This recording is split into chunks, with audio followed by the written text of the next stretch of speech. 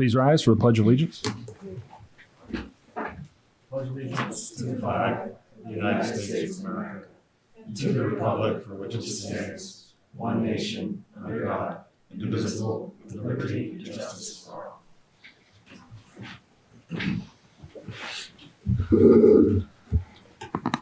Rita, we open with county? Yep, county. I'd like to call the February 20th, 2019 County Commissioners meeting to order.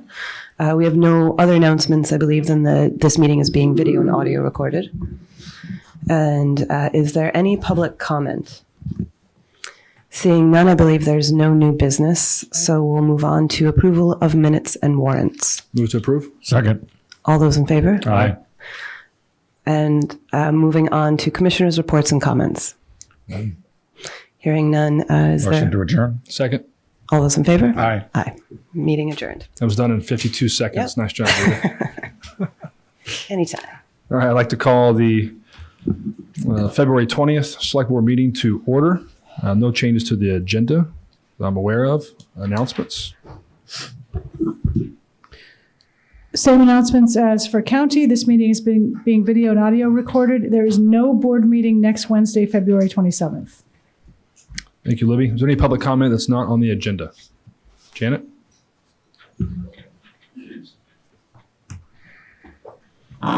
Janet Schulte, Director of Culture and Tourism, bringing to your attention the annual One Book, One Island event that starts March 1st through March 10th. The Office of Culture and Tourism has been involved by the creation of this passport that treats you to a coffee crawl around town. There are several participating coffee shops. You get a 10% discount. And at the end of the period on March 9th, we're going to have a drawing because each coffee shop donated a gift card. And so it's kind of the way we're trying to push culture as an economic engine. Small step, but we're starting. And the book is What's about the book? coffee. Yeah. Where's the Yeah. book? What's the book? The book is the that's what I thought it was. The Monk of Mocha. It's about coffee in Yemen. Nice. It's a great book. Thank you, Janet. Any other public comment? Thank you, Mr. Chairman. Jason Graziadei, representing Nantucket Cottage Hospital. We just wanted to come tonight and pass along the good news that the new hospital, as of 6 a.m. this morning, is now open. So we had our first patients this morning. The old building is closed. And we just wanted to take a moment to thank the town, you guys, all the boards and committees that sort of dealt with this project, planning, HDC, all the departments, building department, wiring, police, fire, DPW, sewer. I'm probably missing someone, but we wanted to thank you guys for helping us get through this project, and just let everyone know that we are open, and please don't go to the old building because there's no one in there.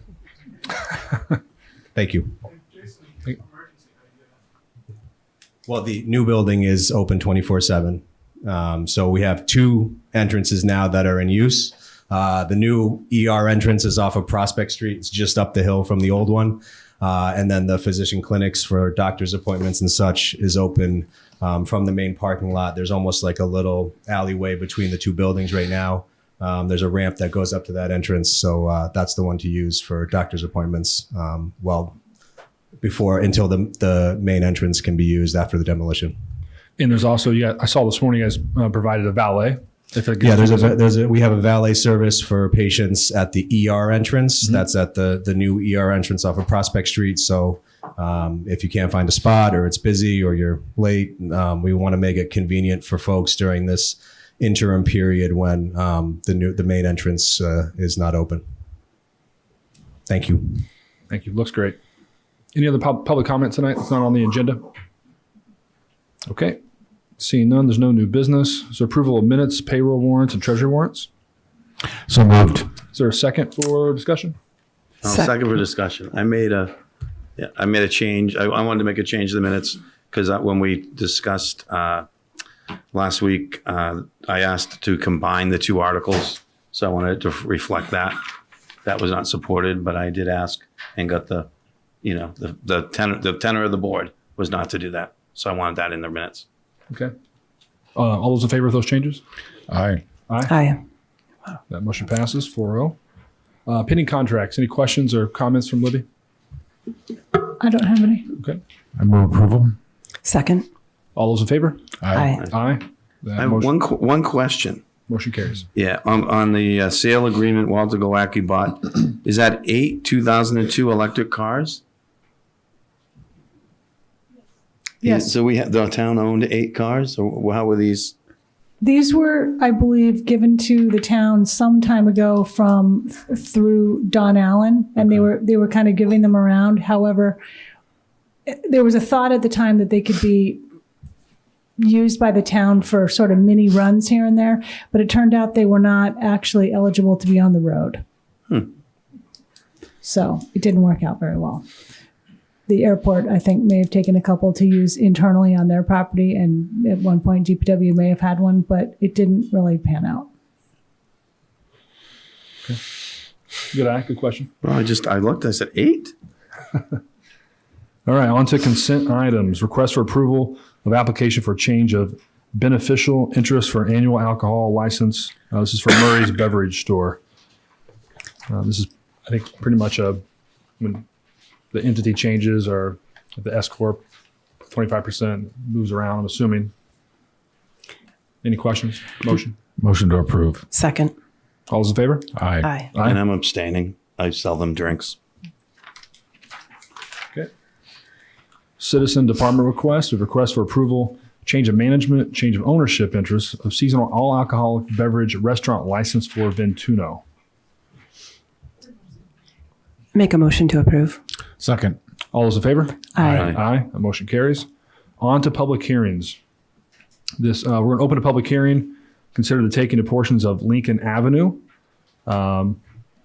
It's been brought to my attention. We're going to continue this, but if anybody's here from the public to speak about this, the public hearing is open. Okay, I've been asked by town administration to make a motion to continue to March 27th. So moved. Second. All those in favor? Aye. Aye. All right, on to the second one. We'll open the public hearing to consider utility petition from National Grid. This is for the Jared Coffin House. I believe it's a manhole. Jim Huxley, engineer with National Grid. Yes, we're Handhole. looking for the customer to install some conduit in a handhole in order so they can upgrade their electric service to Jared Coffin Inn. Unfortunately, they already did the work. I'm not quite sure how, but So if we don't approve it, you have to take it out, I guess. I will just note that when this came to my attention, that this was done without the benefit of the public hearing and the petition. We brought it to the contractor's attention. He explained that the Jared Coffin House had gotten a hold of the plan through a local person here. And they hired them for the job independently. And so when they didn't realize that there was a petition that hadn't been approved. So we have changed things in the office to make sure that that won't happen again, hopefully, at least with some of the larger contractors. Okay. Motion to approve. Second. Oh, sorry. Okay, we'll close. Anybody else from the public like to speak on this? We'll close the public hearing. Motion to approve. Second. Second. All those in favor? Aye. Aye. Thank you. except that Thank you, Erica. We'll open the public hearing to consider application for a new annual all alcohol beverage restaurant license for Coal Alley LLC, DBA The Gaslight. Good evening. I don't know if I see the applicant here yet. They're on their way. This is an application for the location, as we said, 3 North Union Street, formerly the Starlight. This first application is for the liquor license, an annual restaurant all alcoholic beverages, which is the same type of license that was held prior to this. They are, as we'll get into as well in the next license, doing some major renovations in the building, bringing it up to code, adding sprinkler system and all of that. They're in the process of doing that right now. The operation of the Gaslight will be slightly different. It's obviously not going to operate as a movie theater mainly anymore. They will have some takeout area as well as some dining in that main area as well. There will be live music and other things in that main room as well. So there are no objections to this license type and class. It's the same type of license. So what's going to go on in the current, had been the theater? Will that be now a dining facility? There will be dining in that area and live music. Okay, so currently, at least when it was the theater, you were able to, take a glass of wine in there, Correct. But you weren't able to. There was no service of alcohol. There was no. It was you didn't bring people. It was some some Right. containment of it. You didn't bring 4-6 beers in to drink. So how is that? How Right, now so that it's we're going- now, so it's going to be Table expanding. service. I Correct. assume. All right. So Yes. do we have a diagram of the tables? Yes, and there all should that? be. They have submitted extensive plans as well. And we'll get into it obviously further in the entertainment license, Oh, but okay. they've been going Understood. through planning board. I put the planning board decision in there as well. And I've been working with the fire department extensively since the fall for all these upgrades. They really are bringing the building up to code in a lot of areas. Right. Yep. And so Correct. Because is that on the alleyway? Correct. And then the windows, yes, to the left is the Union Street. Correct. and they're bringing up to code. And I think you mentioned to me the other day that if it's new and it's 50 occupants, you have to have a sprinkler system. Correct. So generally, we always speak of 100. When they want to go to 100, it needs to be a sprinkler system. And when they have live amplified entertainment, moving forward, new venues, it's at 50. Wow. Eric, So I would just note too that CC Construction has already installed that fire suppression system, at least out in the street. And this is going to also entail dealing with some encroachments, current and this is beyond the liquor license, but just so you know, you're going to get a license soon to deal with any encroachments on this building. okay. Okay. And just so in the middle, is that a decorative item, or is that supposed to be the tables and chairs? I couldn't really. Yeah, there's going to be tables and chairs in that area. So is that the circle? Correct. Is the circle is a table, and the squares are chairs? Correct. Mm-hmm. That'd be the diagram for that. There'll also be a takeout So then area. there's just along the side. Those are just chairs. Correct. See, there's a long bar. That's a bar. Oh, okay. Area. All right. Okay. Yeah, okay, and they will okay. have So takeout it's all, options. the walls coming down. It's all going to be one space. Correct. Okay. And then, And on the right, those are like. We're adding windows into Cole Alley. right. So that's the alley. Correct. But those the large squares and the small squares. What are those? Like banquets. Yeah, exactly. And then to the left would be a chair, and then obviously like a bench seating or a banquette area on the right. Okay. All right. Okay. Do the where the chairs are those the ones that will be removed? Are those the ones when they talk about having events in there? Is that Right. sort of the event space? We'll let them. Yeah, the applicant. I don't want to answer for them Yeah, on that, okay. but correct. Yeah, And they that's what I'm will. guessing. And just to your point there too, in the well, and as we move forward, and we discussed as well with the new building commissioner and working with fire department that any of these facilities that have multiple uses, when they do something like this where they take out tables and chairs, they have to submit a plan for that. Where are those tables and chairs going? How is that space going to be moved? And that's part of the process moving forward. So that will be addressed. Just to make sure I'm oriented right. So Cole Alley's on the right. Correct. And Okay. Union would be on the left. So this is the area that used to be open. That patio. No, that's down below. Well, that's here. Yeah. Okay. That's sort of where the movies. That's where the Oh, screen okay, is. I see. Raised platforms where the screen is now, Gotcha. and those Right. seats and things. And then the bar Right. is no longer the little bar up above. The bar is the middle of the I building. didn't see the Yeah. bottom Is part. the long and takeout Yeah, there. the bar turns into a takeout section, and the sort of the outside patio and the other part become the bar area. I'll keep my next questions for the next item. Great. So I don't know. So we talk a lot about toilets and bathrooms and Right. with different levels of occupancy. Correct.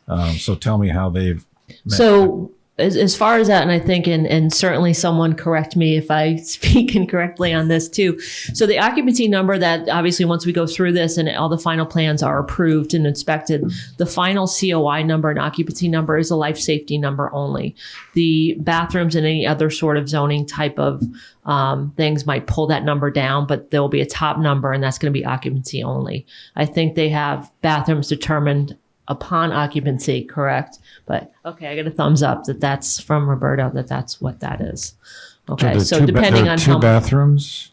So the first number is a square foot number? You have so many Correct. square It's feet? a life safety and building capacity exits, those types of things, fire suppression systems. And that number is that number. It can't go higher. We can certainly put restrictions based on parking, zoning, things of that sort. That would be a license number only.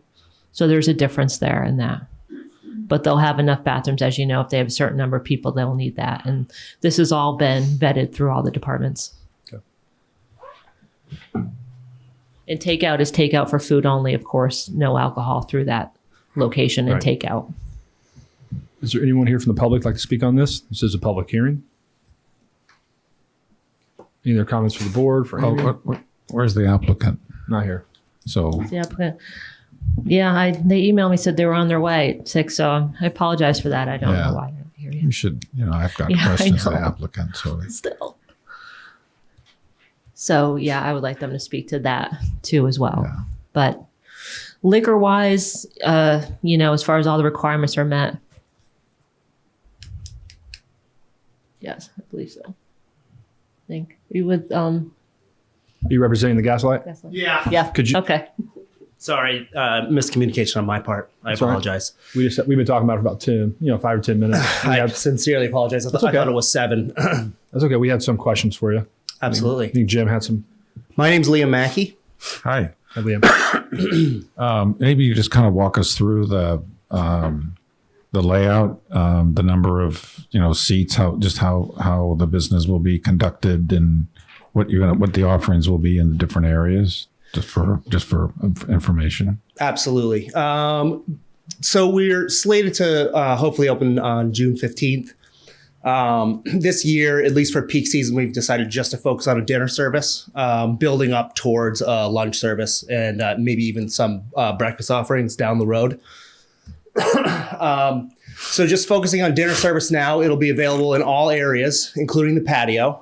So you got the patio and then sort of the bar cafe area, which would be the area to the left of the bar, which is sort of oriented in the center of the building there. Mm-hmm.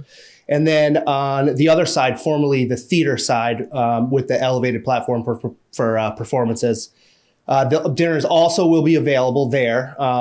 Banquet seating in the back and along the right-hand side wall, cafe tables in the middle, and bar stools to service that side of the bar. On the left-hand side of the bar, running the length of the building in front of the windows, is sort of cafe-style bar. So not a full high-top bar situation, not your traditional, but more of a counter height with seats facing the street. So And what's the occupancy? occupancy is allowance? 120. Okay. So that it does not include employees. Right. And there'll probably be about 15 of those, between Okay. 14 and 16, I would say. And how many bathrooms do we have? I couldn't. So we have one bathroom on the second floor, which will be an employee-only Oh. bathroom. And on the main floor, we have 2 bathrooms, and one of the bathrooms has 2 stalls. So that would be the ladies' room. And that meets the code requirements Mm-hmm. from. Okay, I'm getting a nod from Roberto. Okay, thank you. Any other questions for the applicant? Anyone else for the public like to speak on this? Okay, we'll close the public hearing. Thank you, Liam. Thanks. Pleasure of the board. Make a motion to approve the application. Second. All those in favor? Aye. Aye. The motion passes 4-0. Okay, we'll open the public hearing to consider an application for a new entertainment license for Co-Alley LLC DBA The Gaslight also at the same location. Great. So as we are moving on to the entertainment license for this facility, again, very similar license existed. Yeah, the Yeah. spiritual. Oh, yes, spiritual. I make a motion that this is not detrimental to the church next door. Second. Oh, All those in favor? Aye. Aye. Thank you, Matt and Erica.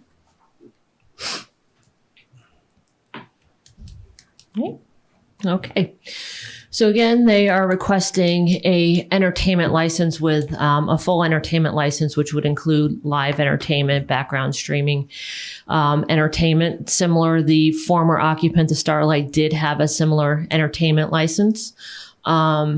as I mentioned, the one distinction that might be different, but it's not really a difference in what they're offering as far as music is the nightclub designation. Again, that's going to refer to some fire code regulations, where their occupancy, amplified music, it requires a sprinkler system, it require crowd manager, and a system that they need to go through every night and record and to do safety checks, and that's fire regulation. So that's what that refers to.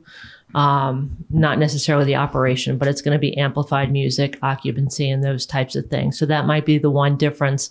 Other locations on Nantucket with that designation and requirements, Chicken Bucks, Rose and Crown, and the Muse.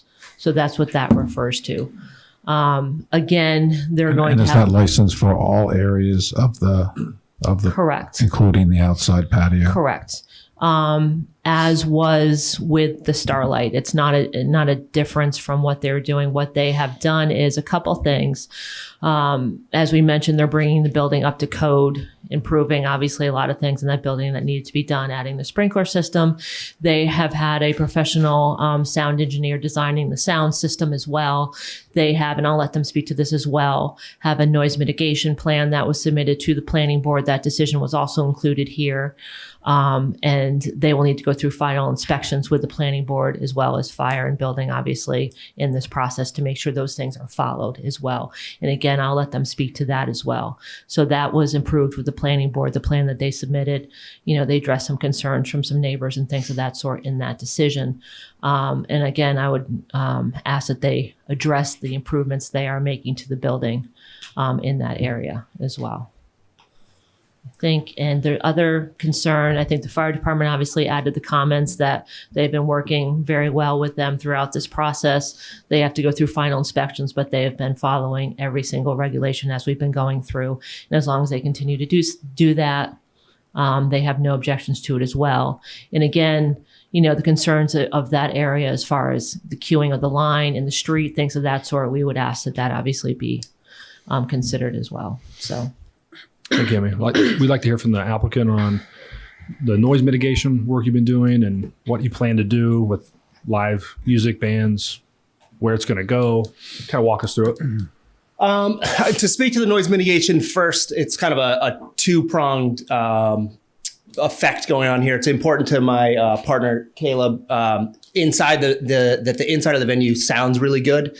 And in order to do that, we've installed or are installing sound mitigating materials on the ceiling that'll actually cover the entire ceiling. So as opposed to you see some sound paneling in other establishments, like at the Nautilus, for instance, this ceiling will actually have paneling behind the perforated tin ceiling.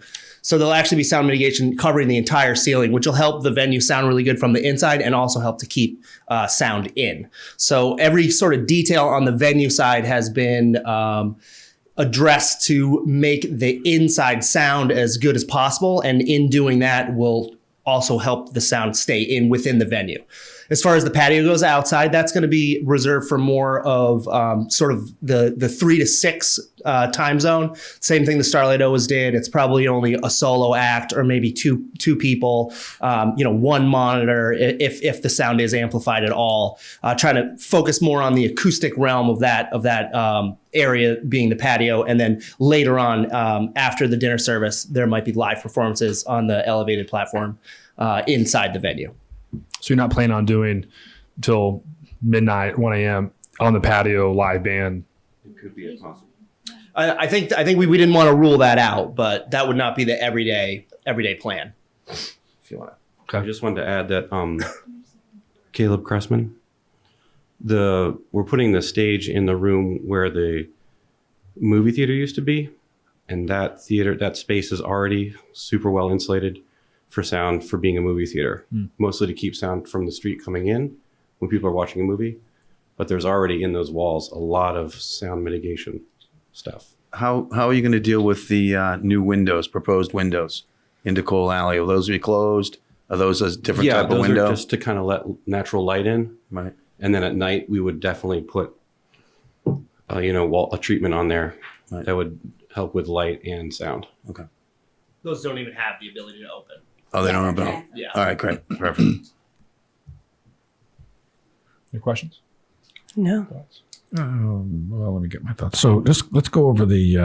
You said you had a license capacity or capacity of 120, and now I'm looking at the entertainment license under additional information. I'm trying to crosswalk those. It says theater venue 60, seated 91. So that's more than 120. Inside 44 or 83 proposed capacity. So I'm trying to help me reconcile the. I may have been 120 to speaking specifically to your question about the bathrooms. The amount of bathrooms that we have, including the employee bathroom, allows us a minimum of 120. So a minimum. Can I make, I'll just make a quick comment on that. Sometimes these numbers, there's going to be numbers per room when you have separate rooms, and this is what we're moving for. So you can have 120 total in a building, and then the specific numbers for each room might not add up to that. It's hard to explain in that sense. So these numbers aren't approved yet. Those numbers are going to have to come when the final inspections are done, things are put in place. These are proposed numbers based on the plans that they've submitted right now. So it's not something we can approve right now. That's going to be done by the building commissioner at the end of this process. But these are the approved plans so far. But the numbers here drive things like sound, traffic, parking. They drive all of that activity, and so that's why those having an understanding of what those are important to me. So those numbers, a couple of things. The building commissioner numbers, the numbers that they're going to come up with as far as what the building occupancy is for life safety, that is completely the building commissioner with the fire department's, input obviously on life safety issues. That's not something we could play with. That's going to be a number. That's a number. Things that bring that down are going to be maybe if you had parking requirements, which that is not an issue in this case in that area. If there's zoning or other things that come up, we can certainly make that a license number that pulls it down. But that main number is going to come from building and building alone. I understand that, Okay. but as we're making decisions about Correct. things like amplified music, Right. all right, and so we've got a couple of different numbers. Correct. And if we take the higher numbers, that's certainly a dramatic increase in the number of people, there and talking and listening to music than it was under a theater. And so the 120. That's why I see a big gap in the two, and I don't see a way to reconcile that. A big gap in what existed prior. The 120 versus what these numbers here. 70. The 150 plus the 44 and the 83 and. What I'm going to have to look at what you're. And some of these differ. If in my understanding of this, you take the tables and chairs out, then Correct. for a nightclub, then your number goes up. So Correct. some of this is you're allowed more people when you're doing a Standing. nightclub. Correct. Because you get more people in when you're standing. And the point of, and like we were discussing earlier, moving forward in these types of venues and restaurants where they are doing separate uses of the space, that they're going to be required to, and since they're a new facility, they're doing this now, required to submit plans for all of the uses. Some places are going to set up as a wedding, or they're going to set up for certain different venues. They're going to have to submit those for the building to approve, and that's where that comes into. They need to have a plan as to how they're going to do that. We want to make sure they're not throwing tables out in the exit, in the back, things of that sort. So that's where that's going to come into as well. So that's a requirement, and building will require that before they are issued their final COI. So that's correct. Does that answer that question? Yeah, I understand the difference between Yeah. seated and it's different Standing. with tables and chairs. Correct. People were having to get out. There's an emergency Correct. versus it's wide open. Right. And they will be required to answer for that before the final COI is issued. Right. For example, if the bar is pushed out during construction 4 feet, that would change the number. Correct. And building and fire would Right. make that call. And that call will be made regardless, and that number will exist regardless. And if we have other conditions that will bring it down, then that'll be on the license itself. So just to the applicant, if you're looking at this document, it says 91 standing in the theater space and 83 in what's called inside bar restaurant, no Page kitchen. 73. Oh. It's under the your- additional info page. Info. So I think it's the next page. I mean, do we add those two numbers together to get, is that a, There. to get a total number of people that can quote stand in those spaces. So is it 91 plus 83? So it's 173, 174, 100. Yeah. 151. Right. So I'm saying I'm standing 91 plus 83. So All that's right. So they're asking for, these are different areas. So in the theater venue space, when they have tables down, it's 60 no, I understand, seated. yeah. Okay. But understanding. So what's the total number of people that could be standing in that the entire entire venue? Well, it's going to be by room. So Right. at one 91. time, they're going to have a one. So here's the thing. They're So it's putting 91 plus 83. Plus probably Conceivably. 25. Conceivably. not conceivably, Yeah. yes. And sometimes they'll So if say, they have one big wedding and use Correct. the whole space, no tables, so, or it's all nightclub, all the tables are taken out. Correct. That's 170. so they'll have a life safety number for the full building. We have a certain building, and I won't mention what it is, but it has certain numbers per room, but the total number of people that can be in that building is less than what it would be if you added up the numbers for all 4 rooms. You know what I mean? So that, again, this is their proposed numbers based on their architect and their engineer drawings, what they're proposing for each of these rooms. Building will come back, approve that if it is reasonable and within the code, and give the building a full number too as well, because you have to consider each room might be able to handle a certain number, but the main exits for the building are going to handle a certain number of people were their emergency. So So let me ask you this. I mean, Yeah. if we approve this tonight as Correct. is, it could be higher, lower, Mm-hmm. could be the same, but that's not our call. It's building and fire. correct. That life safety building number is going to be completely based on life safety and those building codes. But And we- again, if we had zoning issues, if we had bathroom, if we had certain things that might pull it down, there can certainly be conditions on that for those reasons. But it wouldn't be an arbitrary number. You'd have to really look at what building says is that number, and if there's other zoning or other conditions.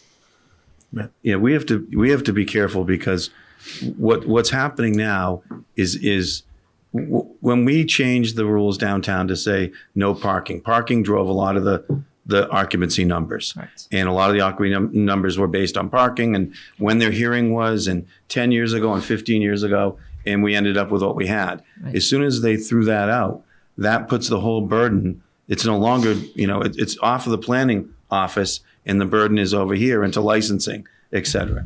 So if we want to be careful not to have all of our downtown restaurants turn into nightclubs, if nightclubs turn, no offense to you guys, but if nightclubs turn out to be more profitable, regardless of the outcome downtown, and we don't want that to happen, then we need to have 2 separate licenses and really think this through. And that's what I'm trying to say. Yeah. I mean, how many times have we talked about noise pollution downtown?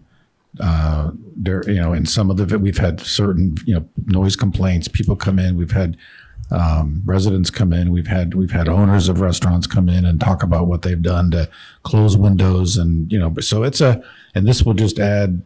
I don't know if exponentially is the right term, but it's going to add significantly to the amount of, because people tend not, unless I'm sitting next to my wife, I'm not allowed to talk in a theater. So there's not a lot of noise coming from a movie theater. So Did you have something? Yeah, Say I hello on think I was going to say there isn't a lot of noise coming from the movie theater because it's so well insulated. I'm talking about during when a movie's being shown. So But sorry, what you're saying is that because of mean, the mitigation measures yeah. that you've taken, that there's not going to be noise. Well, It'll be the same can't as if you were guarantee it, watching but, a movie. I mean, the sound system that we're putting in is much smaller than was there before for the movies. There was ginormous speakers everywhere. And I mean, there are loud points in movies with action films and stuff. Big explosions. Rita? Just a question for Amy. Did the Starlight ever have noise issues? Sure. But it was probably the one outside. thing, and I'm sorry.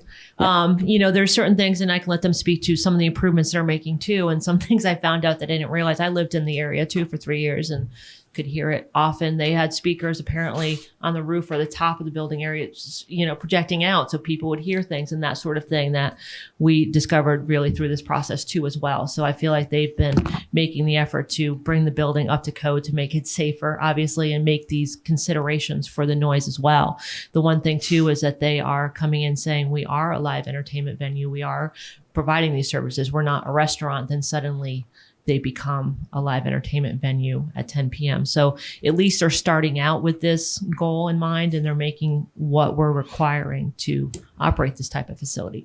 So, and they can speak to it as well, but we had a long talk about this, about things that they were doing that might make it not as loud as it was, because it was just a big kind of, there will be noise, but again, this existed there in some sense before. So, but I can let them speak to that too. And just one more question. The movie theater was about 100-seat capacity, wasn't it? I want to say that. Yeah, it was 90 something. 90. Yeah. Okay. Correct. And then, so in terms of overall where they're at with numbers, how would it have compared to what the Starlight had? Movie theater full, dining full? It would be similar. I mean, if they had 90 certain seats, they're doing seated now with the tables. That's going to take up more space than seats. So they would have 91 standing. They could have had more than that in the movie theater, as well as the bar. It's going to be more seating. Similar. I don't think it's going to be a huge difference. But again, I don't know that Starlight had full movies, where people were packed in there. I saw a couple there. Sometimes. Yeah, okay. Sometimes, but correct. But they had the ability to have, as many people for sure, just in a different type of setting. Right. Yeah. Okay. Thank you. Can I just ask a quick question? Sorry. On the agenda, I had written that Clinton Terry was going to be the manager, but I'm seeing now He's right here. on this page it says proposed manager Callie. Yeah, I noticed So that. who is the manager? Clinton, well, for legal purposes, it's the liquor license where that's, but Callie, I think, just did because she, submitted the application and that sort of thing. So she is a manager of this. What we really need to do, liquor license manager, is liquor. And that's where he is applied as liquor license manager. Jim? So that's good information. That's new information about the rooftop speakers. Can you speak to that and anything else you've done to mitigate the sound that people in the neighborhood are going to hear? I've heard people say that at 5:00 mass on Saturday, it's, they can hear the outside music. So I get, that's one of my major concerns is the patio and those kinds of things. So if you could speak to that, that would be great. Well, I used to play there often, mostly from the 10 to 1 slot with lots of amplification and a drum set. And it got really crowded out there with a 5-piece band.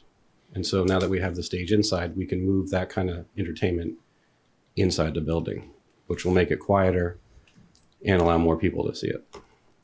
So how do we reflect those kinds of commitments in our in the license application or restrictions for the exterior? I don't know if that's completely.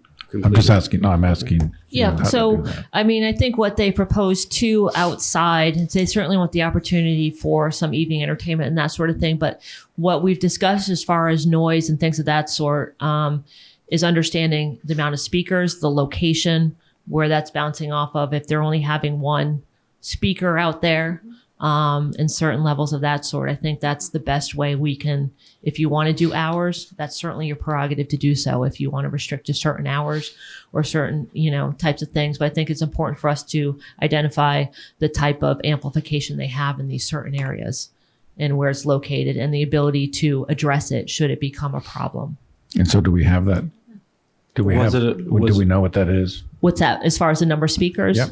I believe from my understanding, it's one speaker out there. There's not multiple speakers in that. I don't think so. I'm just worried about putting restrictions on us when the previous establishment was able to do things. And we're making so many other efforts in so many ways to improve it. Why did they get their entertainment license? And was it taken away from them? No, Could but it have been? that is the board's. It's the board's prerogative to make any sort of conditions that they see fit. If there were issues with the previous, they can certainly. So, was it your understanding that there was one speaker? You said that was your. That was my understanding, that it's not going to be multiple speakers out on the outside patio. So, Is how that do we correct? get clarification of that? I don't know if that's a great gauge of loudness. Okay. You can have one huge speaker that can be super loud, or you can have 6 really small speakers facing into the space, and it could be much quieter and everyone could hear it. I don't think that's a really good measure. I like the change. I like a lot of the changes you guys have made. I would say that, from our perspective, one of the big complaints we get downtown is when people have music thumping away till 1 a.m, and people are up and upset, and Erica gets a ton of calls.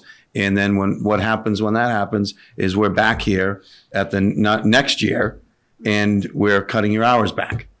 So it's in your, I would say it behooves you to keep it, keep it contained, and keep it so that if someone is living, on the second floor next door, they're not calling Erica the next day. Right. So I think that's sort of, this is a, sort of a polite warning that you're going to probably get it all, I'm guessing. But that, We've already gotten it. yeah, the warning. Something different. I think you're probably going to, we're most likely going to license you, I'm guessing, from the tenor. But I think that you guys have to realize that it's a yearly deal, it's a yearly re-up.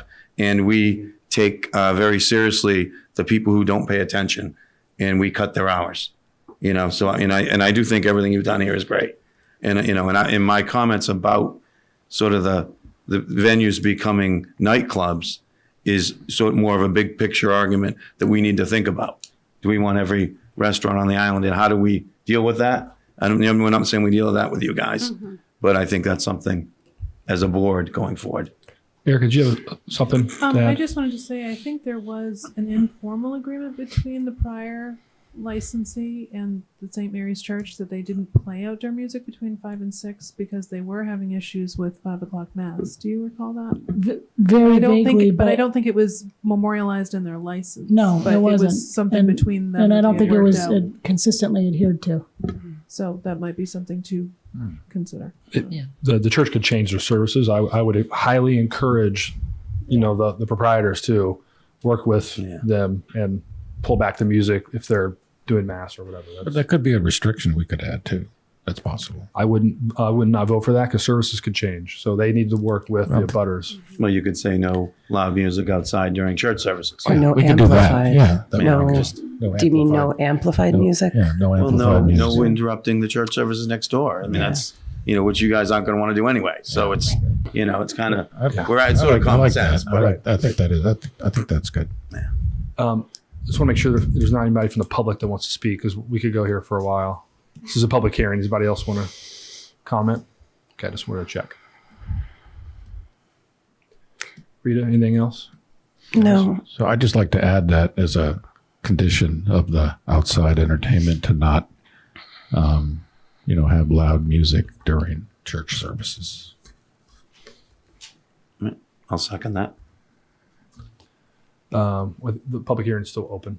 Yeah. We wait until. No, close I'd it. like to. That's fine. Is that the procedure usually? Okay.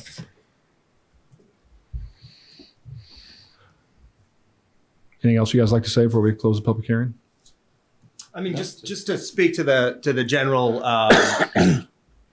concern in this last part of the meeting, it's going to be a new business.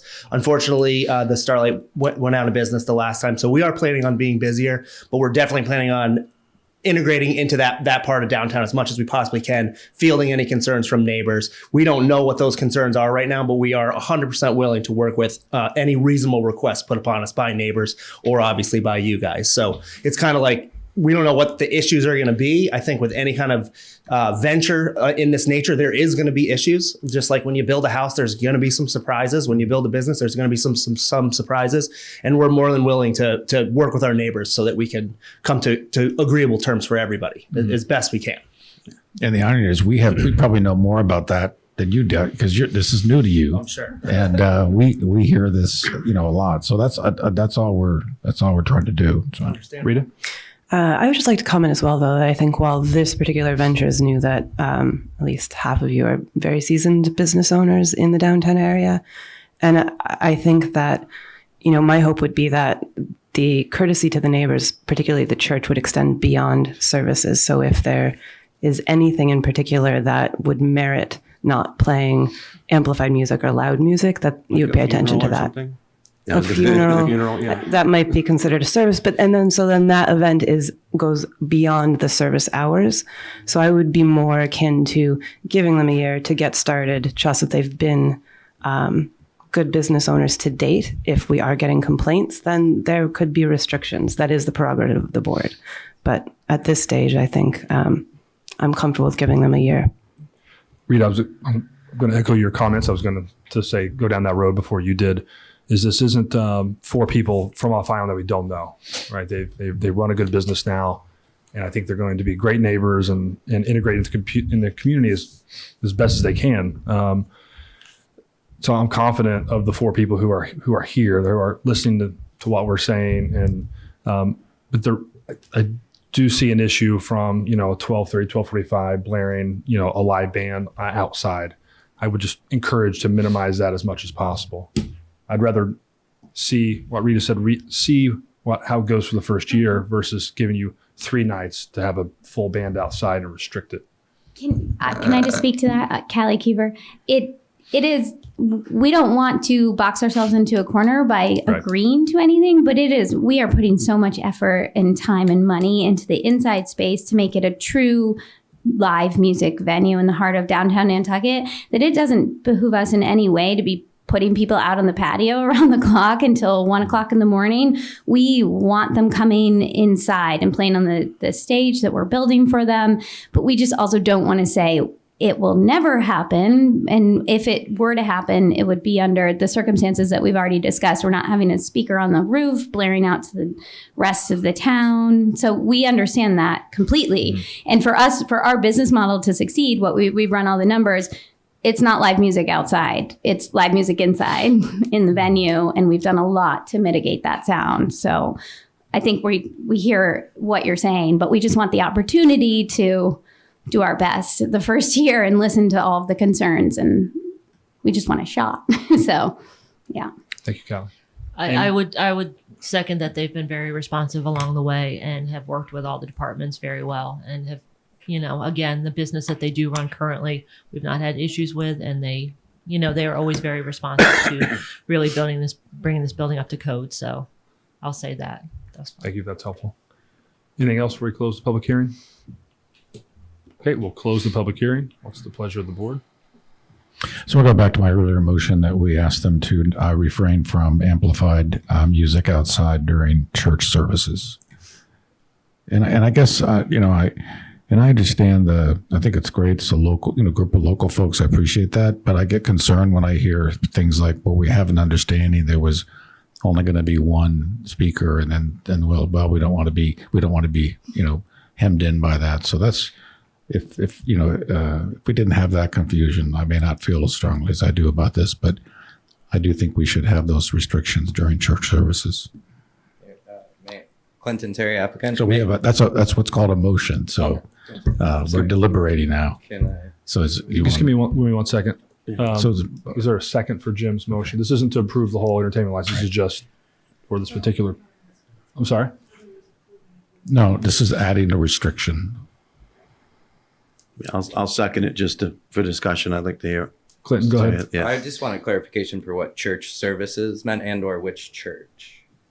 Is that? Well, earlier I had it restricted to 5 o'clock mass for the Catholic Church, and I heard others on the board say, "Well, it should be other services," and so that's why I actually broadened the motion. I'd be happy to have it for 5 o'clock mass, because I heard some people say, "Well, they could change the time of the services," but. So actually, I'd be happy to narrow it, but I broadened it because of the other comments by board members. Thank you. I just want to say I'm not as concerned about the one speaker issue because, again, I think this has come up before where one speaker to someone who doesn't play music sounds like we're limiting it, whereas everyone that's come in front of us who said, it doesn't really matter whether it's 1 or 5. So, I think that kind of discrepancy comes up. To me, that's more of a semantics in the music. How are you actually limiting the sound as opposed to whether it's 1 or 6 speakers? So I'm not as concerned about that. Okay, motion is for the church services. Any other discussion? All those in favor? Aye. All those opposed? No. No. Okay, the motion fails. Any other motions before we go to pass the, or to approve or not approve the whole license? Anything else? Okay, I'd make a motion to approve the entertainment license with the comments noted by police and fire. Is there a second? And planning. Second. Any discussion? All those in favor? Aye. Motion carries 4-0. Thank you. And my only other quick comment would be get your neighbors and get their give them your phone numbers and make sure they're calling you first, not Erica. You know, that will make life a lot easier, and then you can know what to fix. So you don't have an issue. And there are the other complaints we get downtown a lot. If people are queuing up there, is cigarettes butts picked up every day. That type of just respect the sidewalk, respect that whole street. You guys are going on a big endeavor here. Put your best foot forward.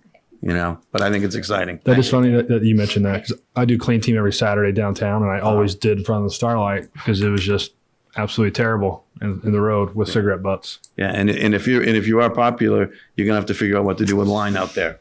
Yeah. So And these are all. I mean, we're trying to be real helpful, because you only have what's that expression? One chance to make a first impression. So, and we hear, in my tenure here, we hear a lot of folks like yourselves come, and it's a new business. You're not sure, so you don't want restrictions, but I'm sure you'll be mindful of it. But that's really was the source of my concerns. And good luck to you. Thank you. Good luck. Thank you. Okay, we're going to open the public hearing to consider application for new annual wine and malt and cordials liqueurs. hang on, you got to do the church thing again. Yes. And we for, got to do the entertainment light. We got to do the church. Oh no, we did the church. Not Sorry. for new entertainment.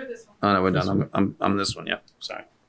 So I was opening public hearing for application for new annual wine and malt beverage cordial liqueur restaurant license for Pizza Jamel. Jamele. I was close. So this liquor license application is for the location that was formerly Sushi by Yoshi, which closed and surrendered their license in December of 2018. They had a wine and malt license. This license specifically is going to be a new class, the category. I always get those two mixed up, but wine and malt with cordials is not something that we have had prior to this. So that'll be a consideration if you would like to approve this type of license. Then we will come in as well with a fee and approve that as a new class here for Nantucket. So that'll be the one difference for what they're having. I don't think and again, the applicant will speak to this, there will be major renovations or updates to the building. It'll be a similar type of operation where there will be a takeout location as well for the pizza, and there will be a small eat-in bar area for approximately 12 people, which is what the prior occupancy was as well for that. And other than that, there's not much difference. So, question for Amy. So, if I come in for I want an application, you give me a sheet of paper and there's 10 different things, and I check off what I want. Mm-hmm. And you said we've not had this on Nantucket. Correct. Annual wine and malt with cordials. Has that been one of the options people could choose and didn't choose Yes, it? correct. Is it a new option from the state? Nope. And also, what is the difference between the things we've been approving and this one? The addition of cordials. They're not asking for an all alcohol license. The difference would be just, wine and beer, wine and malt, or all alcohol. So what's a cordial? I'll let them discuss that. I don't drink them myself. You're the licensing person. So yes, but you need to ask the applicant as far as what those options are for cordials. But that would just be the difference between it wouldn't be all alcohol. You wouldn't be able to go in and get tequila shots and that sort of thing. So but it could be a cocktail or a low alcohol spritzer, I think is what they called it. Answer those. So basically with the cordials, it's Andrea Salameo. So with the cordials, it's basically, like you said, a spritz. So it's a low alcohol liqueur that has flavor and amari. So in Italy we do spritzes. So we're basically talking about Aperol and Campari, which are about 14%, which again is in the range of some beers, and some amari, which will all be under 20% as well. It's just an after dinner digestif. We're in a pizzeria, and these are traditional drinks that you would have in a pizzeria. All the cordials we'd be serving are under 20%, all in the range from 14 to 18 pretty much. That's good to know, because I thought it was Hennessy and that type of after dinner drink. Cordial that's a brandy. That's what. As far as that's why I'm asking. From a licensee, we need it. Well, the applicant needs to explain what they're planning on serving. So it's basically spritzes, so it'd be Campari and Aperol, which are 14 to 16%, I believe, maybe 18. And then amari that are in the less than 20, maybe 20% range. We don't plan on having shots. We don't plan on doing cocktails. These are all basically like wine drinks. Same thing with their sake, like you can make sake cocktails. It would all be low level alcohol. We're not trying to have a bar where people eat shots. It's a dine-in establishment. We're just trying to offer our patrons the full experience of what a pizzeria is in Italy and what I think it should be here. Go ahead. In respect to cordials, I had one question. Is there's going to be a connection between Ventuno and the back bar and the pizza place? Are you going to be able to move from one to the other? Is it because they're budding properties? During hours where Ventuno is not operational, which we're thinking about till 4 o'clock, you'll be able to order your pizza at the restaurant and go use our back patio to sit. There won't be any service. It's just going to be a little extra seating at the back bar, which has tables. So your pizzeria customers could use the back bar, but it won't As be a seating area. available Yeah, to. Of course. And that will be closed off at 4 o'clock in order for us to set up for dinner service and have it ready to go for our dinner service to set up. And you can bring your alcohol from the pizzeria place over to another property in the back bar. Yeah. Okay. No. Andy says no. So you would have to order it inside, and then you could walk out to consume out back. But obviously, you can't take liquor out of the restaurant, so that wouldn't happen. You'd just be able to take your pizza and go sit there. Oh, you can't take liquor outside the restaurant. Right. Okay. There is dine-in. Right. Right. So Okay. it'd basically just be a little seating area out back. You couldn't take the liquor off premises. It'd be for people consuming inside, and there are 4 tables for people to sit, which is approximately 12 diners. So there will be a dinner service. There will be a lunch. It's going to be a continuous service from 11 to 11, and people can enjoy a beverage there. They could take other drinks out, but obviously not alcohol. That would never leave the premises. I'm confused. So we just have basically a couple benches on our. So Ventuno and Sushi Bayoshi Right. share a property line. We're butters, and there's a common walkway in the back that we used to use for garbage and stuff like that. We're basically going to put some cement, make it pretty, and just allow people to go outside and sit to eat some pizza during the day until we set up for dinner service. Since we'll be open for lunch, whereas at Ventuno we're a dinner-only restaurant. But you're going to serve alcohol outside, No, we will not serve alcohol outside. Alcohol will be served only in the dining area. and people can't take alcohol from the dining area to outside. Correct. Cannot. That would be a to-go situation. So the takeout. So if they had takeout food, we're not going to have plates or So I'm anything just for them. curious. It's Right. basically an area for them to sit. So they would take out their takeout pizza and whatever they had in Okay. their bag to go, Okay. and they would go enjoy it there. Just because there's not a lot of seating No, I on understand, that yeah. block. Yeah, the reason I asked Andre was just because the Ventuno and the pizzeria are the same owners and they're a budding property. So I thought maybe I just wanted to know what we were getting into Yeah, for we're a liquor basically just license. offering a place for people to sit. So right, so yeah, where your laser pointer is, that is the hall. That is the area. It's about 6 feet wide, and there are some gas tanks on the existing building, which will be fenced in, and then you'll have a small walkway about 3.5 feet wide for them to eat in.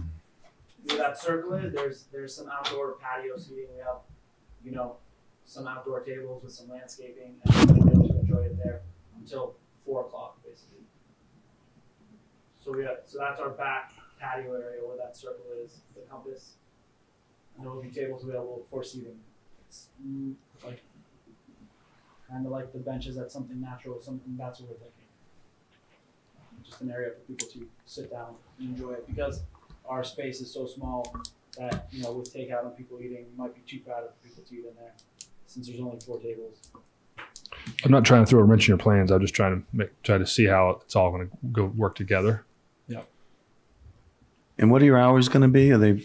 We're 11 to 11 so far. We might scale back. Right. And we were considering the possibility of just doing some late night grab and go slices or something at the peak of the season.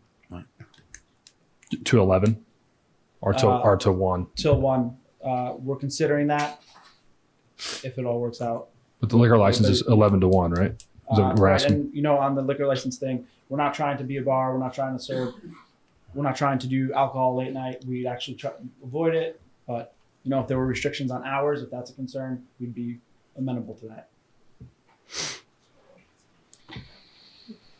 Yeah, I think your question was a good one. Of is this just combining and having one big patio? But it sounds like it's 2 distinct businesses. Yeah, since we're closed during the day and also Yeah. own the next property with some nice seating.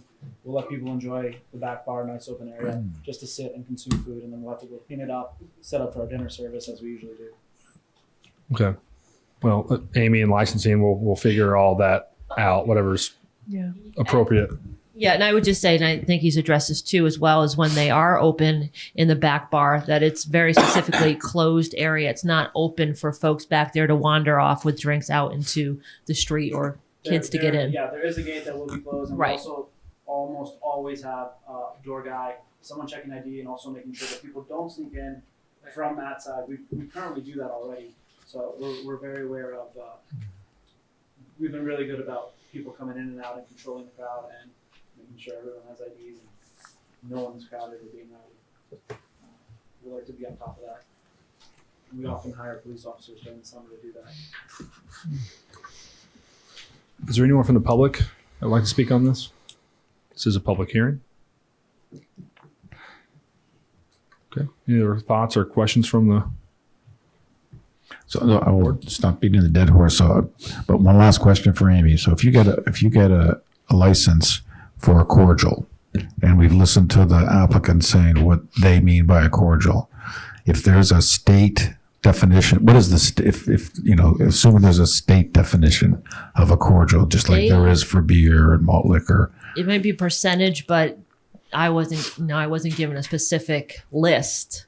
No, I mean, what so those- if what so those if, were. so if it'd be helpful for, I think, if you knew what the definition was. Otherwise, if a cordial also means they can serve Hennessy, then we're in a different situation. Okay.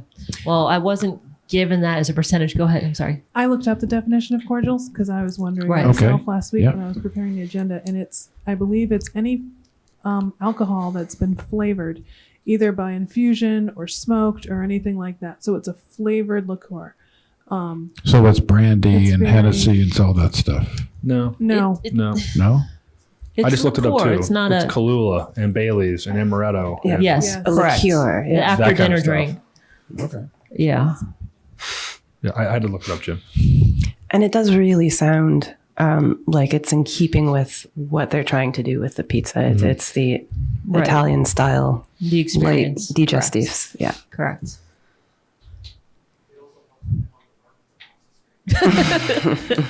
I just did want to note though, I was looking at the application and it's for the licensed premises only, and that is only inside Okay, for the alcohol. great. And that inside has table service. Correct. Correct. And it's similar to operation that Sushi by Yoshi did. There's a separate takeout area, and they cannot serve Serve alcohol alcohol. from that area. Right. It has to be to the people seated only. So the alcohol is really limited to the table service. Very then. much, And then correct. it's takeout, and takeout is where Takeout is there can be- separate, yeah. separate section, and then those folks, it's just for food. Mhm. Yeah. Okay. Yeah, this is an annual. Yeah, there says, what is a cordial license? So, Googling. All right. I just thought they were going to be nice. Oh. Any other comments from the public before we close the public hearing? All right, we'll close the public hearing. What's the pleasure of the board? I would make a motion to approve the liquor license as stated. And And determine that they're not going to impact the church. Correct. Yeah, and determine they're not going to impact the nearby church. Second. all those in favor? Aye. Aye. That passes 4-0. All right, move on to the next public hearing to consider application for new entertainment license for the same property, Pizza Gemelli. Correct. And there wasn't an existing license. What we're doing is bringing everyone up to the same standard if they are serving alcohol and have any sort of music, streaming music or such, that they be licensed across the board. So we're bringing them up to compliance in this area, and it's just background streaming music. Move approval? Oh, it's open. Sorry. Is there anyone here like to speak on this from the public? Any other comments for Amy? Questions? Okay, we'll close the public hearing. Move approval? Second. All those in favor? Aye. Good luck. And when are you opening? We're shooting for before that. All right. Wow. Good luck. All right, we're going to open a public hearing to consider application to change of class from seasonal to annual wine malt beverage package store license for Bartlett's. Great. So this is Bartlett's Farm, which they currently have an off-premise license, a package store license. It's seasonal for wine and malt beverages. They are asking to move to annual, as they really are open on an annual basis with a short closure over the holidays. As we've discussed in the past, we are working off the quota system for these off-premise licenses. I included the current status of that. For annual licenses, they are based on the census, which is every 10 years. That number will reset possibly next year once that is all determined. Currently, for this class of license for an annual wine and malt license, we have 5 available, 3 current licenses of this type. So we have 2 available to issue if appropriate, or if pleasure of the board in those areas. So this would be one of those 2 available. When considering this, as we've done in the past, we look at the area and the number of similar type of off-premise types of licenses in the area. There is only one somewhat within the area, 167 Raw, which is just seasonal. It's open on a very limited basis and with a very limited selection as well. So this is something Bartlett's already has, and they're also a premise that, like I said, already serves the community on an annual basis. So it makes sense for them to not close up shop for those January to April, put the liquor in storage and bring it back out. They would like to continue to be opening on an annual basis. So I don't think the things we look at as far as density in that neighborhood exists in this case. The closest license similar is several miles away. And who are the current license holders? It is, can we look up, from my memory, it's Annie's, Lucky's, and Trading Lucky's, Post. Traders. Yes, thank you. So it's a couple miles away. Annie's is possibly the closest, and Lucky's, so it'd be a couple miles. It's not in the immediate vicinity. Lucky's near Stop and Shop. Oh, Lucky's Express? Yeah. They have a... Correct. Okay, they serve alcohol. Okay. Yes, they have an annual off-premise license. Okay, thank as you. well. Would the applicant like to speak?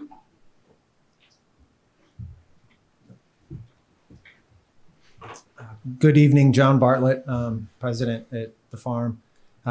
We're just looking to continue doing what we do from April 1st to January 15th. We're open during the time that we're not able to offer sales to our customers. Sometimes it's pretty quiet that time of year, but we still do have people that ask us why we have to shut down and pull our inventory. So we're just looking to try to provide a service and also supplement our income during the slowest time of the year. This is a public hearing. Anyone here like to speak on this? Any other questions from the board? No. All right, we'll close the public hearing. I make a motion to approve the applicant's request. Second. Any discussion? Okay, all those in favor? Aye. Aye. Aye. Okay, that passes 3-0. Thank you. Thank you, Amy.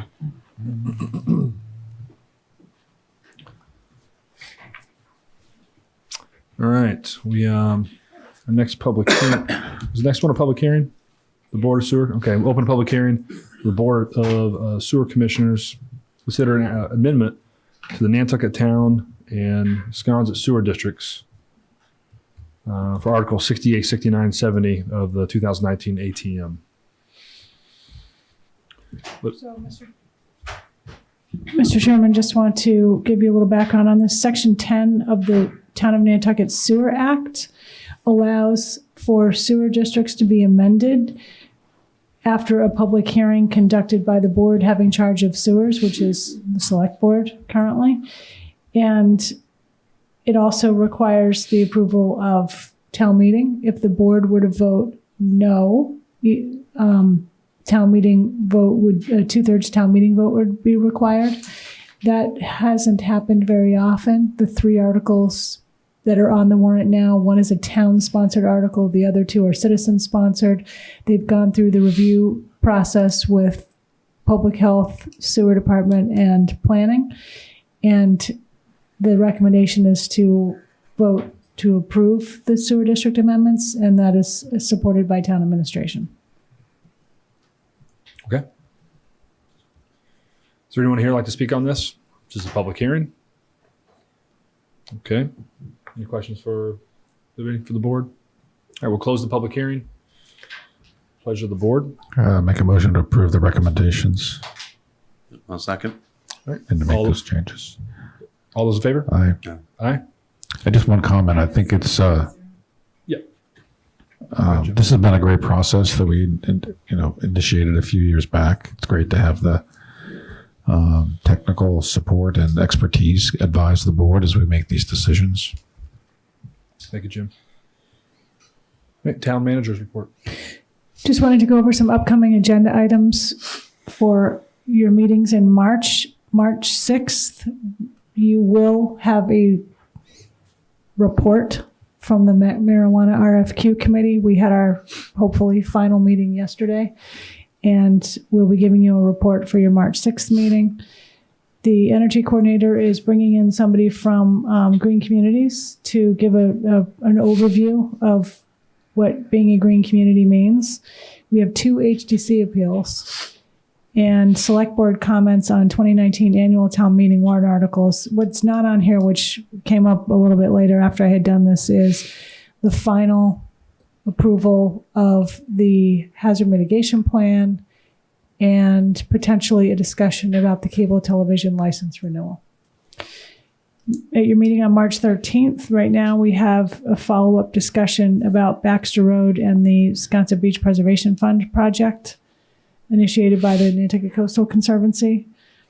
March 20th, you have public hearings, including the Nantucket Meat and Fish Market continued new liquor license application. Crosswinds has an alteration of premises, and the Rose and Crown has a license transfer. March 27th, you have a number of real estate items. No meeting scheduled right now for Wednesday, April 3rd, because we don't know how long town meeting will go. Okay. Thank you, Libby. My only request at some point of the chair is at some point I'd like to have a discussion of the clarification of the role of the HDC or the Historic Commission in sensitive projects, sort of like Main Street. Mm-hmm. I think we need to have that and understand it before we move forward. Thank you, Matt. All right, select board reports and comments. Review of proposed comments on draft environmental impact statement to Federal Bureau of Energy Management regarding the construction and operations plan for proposed Vineyard Wind project. Lauren's gonna start us off with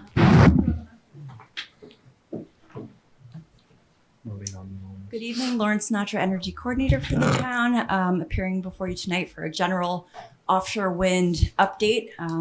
There's been a lot of acceleration in the last, I would say, 6 months. So just to get the board up to speed with what's going on and a couple recommendations going forward. So on December 13th and 14th, the Federal Bureau of Energy Ocean Management, BOEM, conducted an auction for 3 offshore lease areas right here, which had previously gone unsolicited in the last auction round in 2015. Each of these parcels, which are similar in area, went for record-setting bids, $135 million each, which is about 500 times the Vineyard Winds in the audience, you can correct me, but for what the last Vineyard Wind parcel went, for example. And it shattered records for the highest record previously set, which was by Equinor, our neighbor now, in New York, which went for $42 million 2 years ago. So a lot of movement there. And since then, through my office, we've established a line of communication with each of the companies, and they're very interested in engaging Nantucket and hearing our feedback and being good neighbors. In terms of Vineyard Wind, again, they're in the audience. They are the furthest along in the permitting process due to a state utility contract that was awarded for 800 megawatts, excuse me. On Monday, February 11th, the BOEM conducted a public open house event at the Nantucket Athenaeum to accept public comments on the agency's draft environmental impact statement. And it was a great turnout at the library, packed house, standing room only, with comments that really ran the gamut on topics related to the environment. So endangered species, fisheries, air water quality, social and economic impacts. And again, the public comment period is still open. It closes this Friday. So if anyone is interested in learning more about the project or submitting comments, you can still do that before Friday. And there's more information on the town's website on how to do that through the federal government website. Or if there's questions, please contact me. Another update is Vineyard Wind tonight appeared before the Nantucket Conservation Commission regarding a plan to possibly bring an export cable through Nantucket waters. So we're expecting an approval. Did you get it tonight? Approval, NOI? One more meeting. Okay, so that again is ongoing. And next behind Vineyard Wind in the permitting process is Bay State Wind. They're in the process of putting together a construction and operation plan, as well as all of their visual assessments. So they've been in touch with my office about input and how to work with the town best, knowing that that is soon behind us. So in terms of recommendations, just to ensure that the town of Nantucket and impacted community members are regularly informed and actively engaged with wind developers seeking to develop in our visual vicinity or looking to bring export cables through our water. The first thing I would do is to recommend the board consider the draft environmental impact statement comments we put forward. Those are for the Vineyard Wind project, but they really do help to set a precedent for all the other offshore wind developers soon behind them. And they essentially reiterate comments we submitted earlier to the government, which seek to minimize daytime visual impacts, nighttime lighting impacts, and to advocate for best practice standards for wherever and whenever they could be applied, so we can avoid being a learning exercise for the rest of the industry. Again, this project sets a really important precedent going forward for the rest.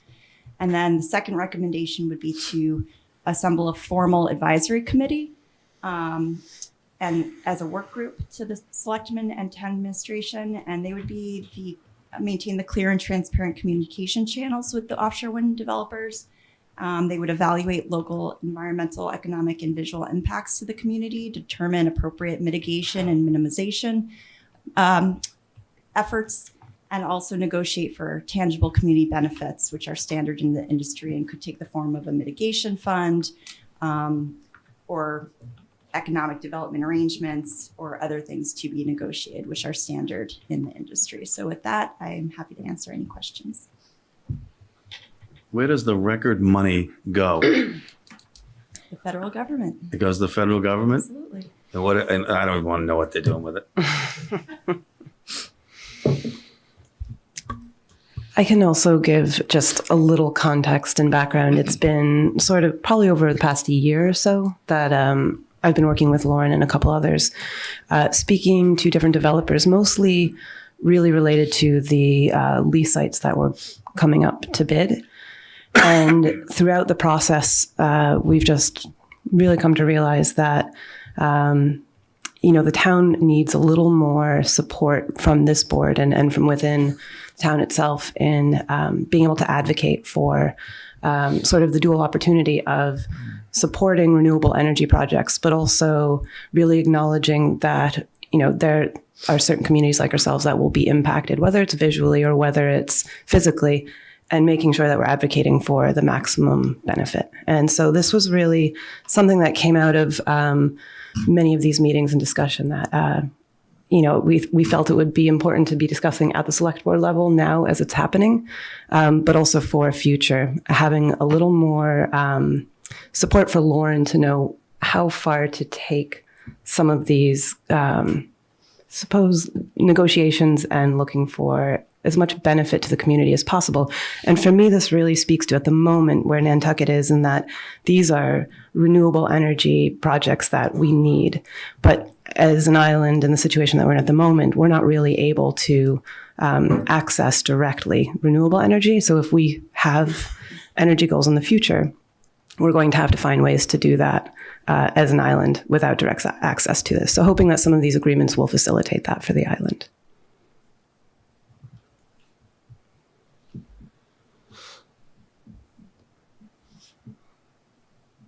So when you say impact from the developers and the support that we get from them, how does that comes in forms of CBAs? It comes in forms of, here's some money for a program. How does it work? Community benefits can take many forms. The most common, the common model that you see in Europe is through what's usually called a community development fund. So, for example, one of these developers, Equinor, in the United Kingdom, through their Sheringham Shoal wind farm, they pay the closest community, North Norfolk, over $200,000 a year on a perpetual annual basis to specifically fund environmental sustainability projects. We like that model. There's also models such as in Ocean City, Maryland, where the town was promised free electricity by the closest offshore wind developer. I think we have some opportunity there with our aggregation to do some interesting things. Some wind farms in Europe, they allow local ownership and investments, so a share of the profits. And then what we're seeing now with Vineyard Wind is host community agreements with Barnstable, for example. They have a close relationship with Martha's Vineyard. I believe they're going to be receiving a $15 million operations and maintenance facility and local work training. And, you know, I think there's also some special interest groups that are getting funding to support their own needs and research initiatives. So there's flexibility, and I think it's up to the town to assert what's most of interest and importance to us. Jason? Yeah. Do we have, I was about to ask, do we have the expertise with the horsepower, you know, to understand and negotiate this? Or do we need to bring someone that has expertise in this arena? Currently, no, but I think through the assembly of a new offshore wind evaluation advisory, I believe we do have talents in the community that could assist us with that. And I think that could be a recommendation of our board going forward. But Yeah, I would support it with that recommendation. I want to make sure that we're in the situation where we're negotiating from strength rather than, you know, negotiating for the developers. I mean, I think we have to understand what it is we can get and how to pressure them to get it. Right. It's highly specialized knowledge. It's highly specialized knowledge, and even things that aren't specialized, sometimes we struggle. So I just think that it's really important that we think about that up front and get the right people and the right person advising that group to be successful in this. instead of right the first time, knowing that there's one within the next and the next behind it. Yeah, exactly. Just thinking about how we approached the marijuana regulation licensing, that was, you know, we spent a lot of time. It was very complex. Fortunately, we had in our legal counsel people with specialty expertise. And I'm not suggesting a lawyer, but you know, is there a consultant out there or someone who's negotiated these agreements on behalf of other communities that that's a rhetorical question of to answer it, but I'd certainly be in favor of finding the resources to pay for those kinds of support activities. Yeah, I'm all for that as well. Yeah. And just to say, I think, you know, Lauren has started to identify some of those people. And I think you've really sort of hit the nail on the head with where we found ourselves, that we do need more horsepower behind this with those specific skills. So that's exactly why we're looking for your support. So appreciate it. So it's taken me a while to understand this whole process. And the more I dig in, I am 100% for renewable energy. And I know there's going to be something we're going to have to give up. Visually, maybe a cable comes through down the road and we have to rebuild infrastructure. But for the long run, we need to go that direction. However, when it gets really explained to me for people who have a preservationist background on the historical character, cultural identity, I didn't really understand that or see the value in that being an issue. But we're a national landmark, this whole island, I'm pretty sure, right? And for us to look out and see something different has an effect on that. And that when someone explained to me very eloquently, it made sense. And there needs to be some kind of mitigation there. And I think it really is, it has been standard practice by the best developers to make sure that they're involved within the community and responding to each unique community's needs. So, you know, I think this is something, again, where BOEM has come here, they're looking for a template. So I think it is important to make sure that all of our concerns are memorialized as they are here, because this will be a template for future projects.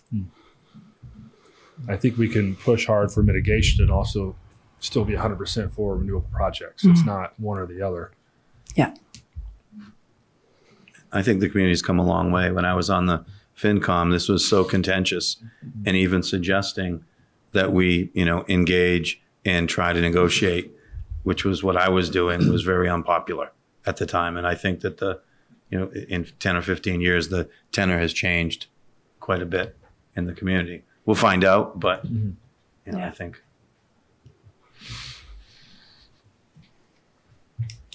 Do you need a motion? I was going to ask Lauren, do you need more specifics from us of an approval of the dais comments, at least? Defer to Libby, but I believe so in terms of the comments and then the board. You do need to vote on the comments, and the town's point of contact in the work group.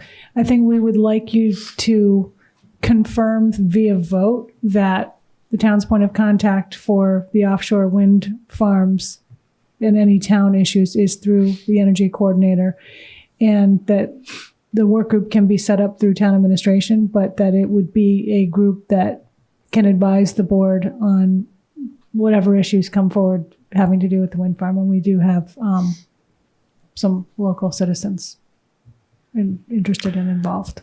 So I'd make a motion that we designate officially Lauren or the energy coordinator as our contact, as outlined in what Libby just said, and also to, recommend the appointment of a town administration work group along the lines that were just described. Second. Any discussion?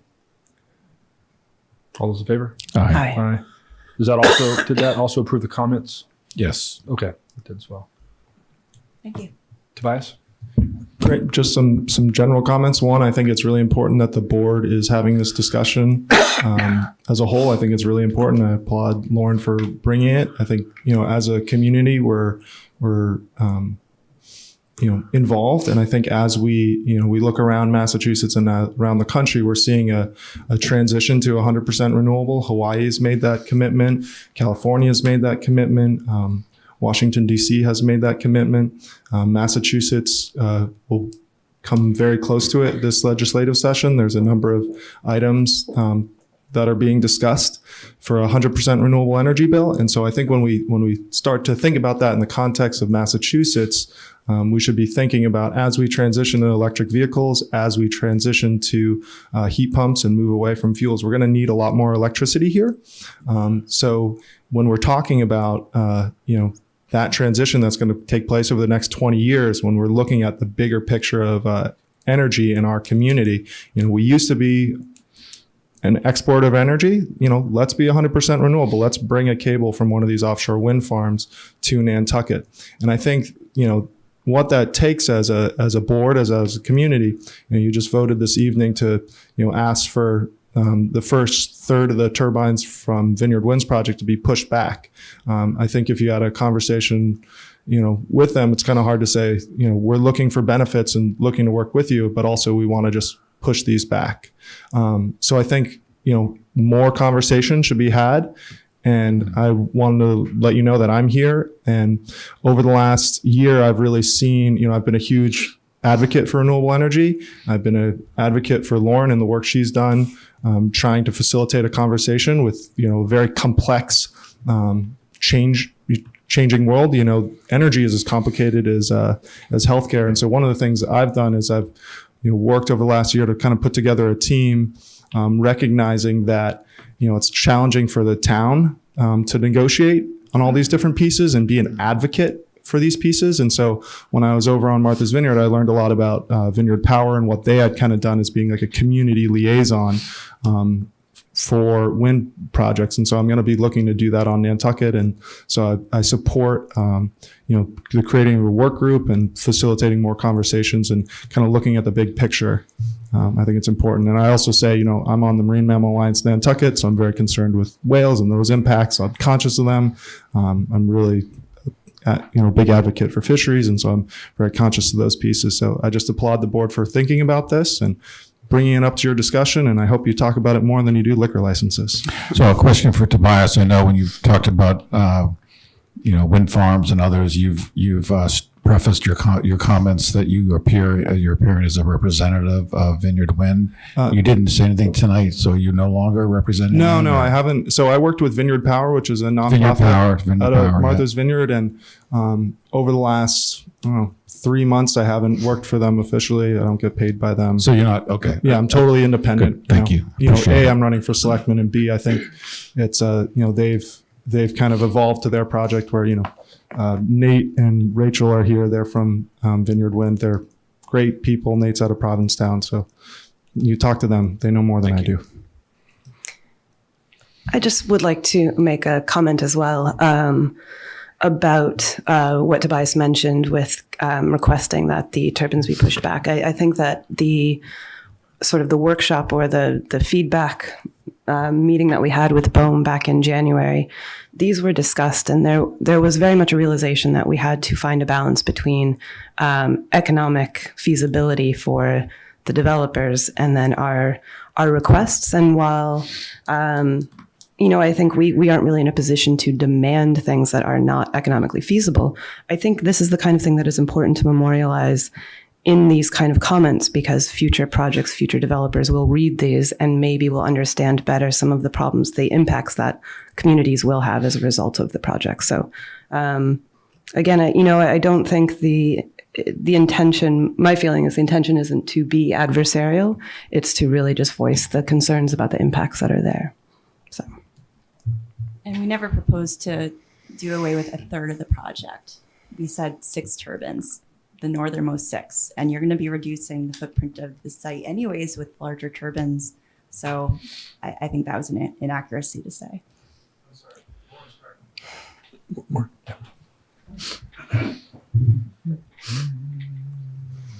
Hi, Maureen Phillips. I can't formally represent the Nantucket Residents Association because I didn't have enough notice, but I would feel quite sure that everyone who lives on the South Shore, and most especially Nantucket, would be concerned about those first few rows. We are by the closest point to the original Vineyard Wind project, 14.7 miles from Nantucket Beach. While the visual simulations are unfortunately not as clear as one would like, it at the least it's going to be this it looks like some kind of ghostly, structure, if you will, on the horizon. And excuse me.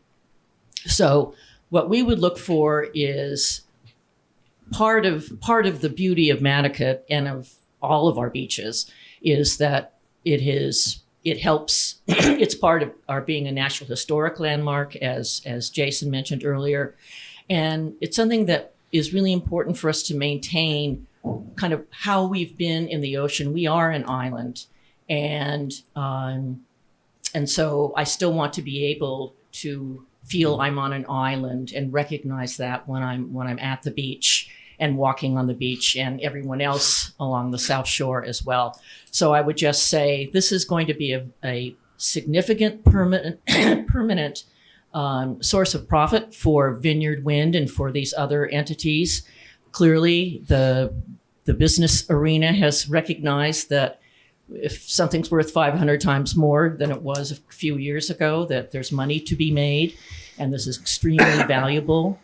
And while, as an environmental lawyer, the last thing I want to do is be against alternative energy, because everything that everyone said I could not agree more with.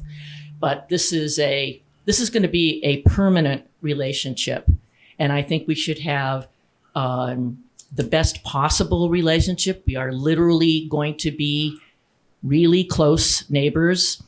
And so I would hope that we can ask for, we can look to flexibility on the part of the group in terms of moving the first few rows. That was first mentioned in the letter that Lauren, you sent last April of 2018. So this is a new concept to them that we would like that pushback. And excuse me. And finally, a permanent permanent profits. To my mind, I've also was in the business world a long time. Permanent benefits, I think, makes a lot of sense. This is going to be here, not just 20 years for the lease. This is going to be here. I mean, I hope it's going to be here forever. We need alternative energy. And what we do with these leases now is going to inform and influence what happens later.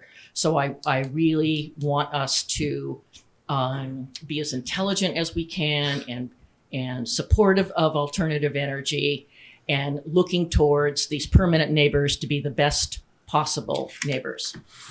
Thank you. Thank you, Maureen. I think we just found our first committee member. I was going to say yes. I hereby. I think you're our first committee member. She was signed up last week. Good. Great. Hello, everybody. Pete Kaiser. I've been talking with Nate over here, who's a representative in Martha's Vineyard Wind. The offshore stuff, when they talk about that first two rolls, that comes right across, and I've suggested it last year, a couple of meetings. There's the 20 fathom edge comes right across there. And from Montauk all the way up to Maine, the 20 fathom edge is where a lot of the bait travels, whales, birds. It's alive. So we have suggested to move those first couple rolls back and just let that thoroughfare be there. Most recent thing, we were at that meeting the other night at the Athenaeum, and it's about the cable crossing, when it's going to come up through to Muskegon Channel, and then it's either going to take the western route, which is right up Muskegon Channel, or it's going to come inside of Nantucket municipal waters. Now, the Concom got a letter, and it referenced that we should be aware and demand certain things about, post video and post bathymetric work, and also pre-doing it. So, talking with them, and talking with a bunch of the other fishermen from the West End, and it's kind of late, but I'll wait till this afternoon. The area where that cable is going to come, if it comes through the east side, they think it'll be a little easier for the installation, but it's a very, very rich area. You got mussel beds, you got great complex bottom. So a lot of the guys have raised concern about that. And the attitude has been, look, if they can go straight up Muskegon Channel and keep it out of the Nantucket waters, especially in that corner, that's what everybody's sort of voting on. So I've been talking with Nate, and possibly okay, instead of getting lip service and everybody saying, oh yeah, we're going to take care of you, we're going to take care of you. So we've been talking also about possibly putting in something ahead of the game, like a possible small artificial reef between Great Point and the Eastern Jetty, right inside there. 30 feet of water would be great for all the small boats, local boats, and we don't have a lot of hard habitat around the island. It's mostly sand, except for Wisconsin. So anyway, we've been talking with them, negotiating with them, and we'll see what comes to it. But definitely to have them put up some community goodwill up front, and we'll see how that plays out. Right, Nate? Should any of those specifics be in our letter? Is that something that, Lauren, have you considered any of these? Or We did receive word from BOEM that we can submit our comments past the deadline, which is Friday. So if you have time to connect tomorrow or early next week. Okay. Yeah, against the mitigation for that area, if something were to go wrong and, you got a lot of turbidity, you got this plowing in there and all this habitat, if you make a big V, a lot of the rocks adjacent stuff, they disappear. They just fall in the trench. So the thing is to make it whole, it's Nantucket municipal waters is what they say. So in order to have the mitigation there, that they could make it whole again, it's going to be very important. And I should put that in the letter. Thank you. It's very Okay. helpful. They will be, yes. Go ahead, Jim. How are we going to tackle the conversation about Nantucket municipal waters as a board?